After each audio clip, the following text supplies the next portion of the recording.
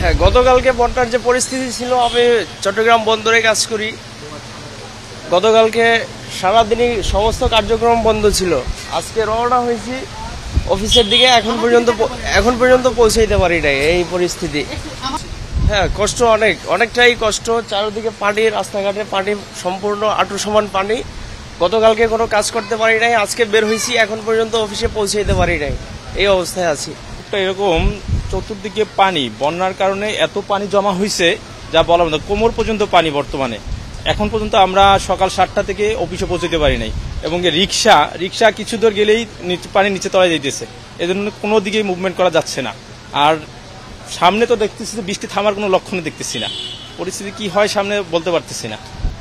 খুব তো কিছু না, রিকোয়েস্ট থাকবে সরকারের কাছে যাতে আমাদের এই আগ্রাবাদের ইয়াটা কাজ করে।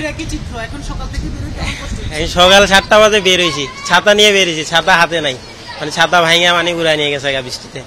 এখন অফিসে যাইতে পারে না, এখন বর্তমান 9:50 বাজতেছে, আমার অফিস হয়েছে আপনার 9টা বাজে।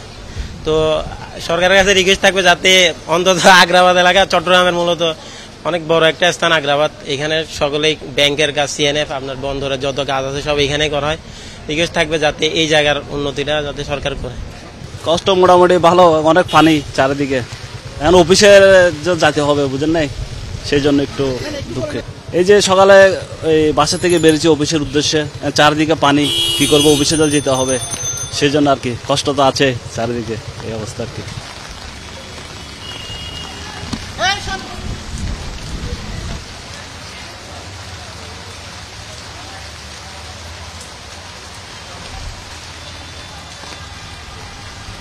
এবার রিক্সাটা ঢুকবে।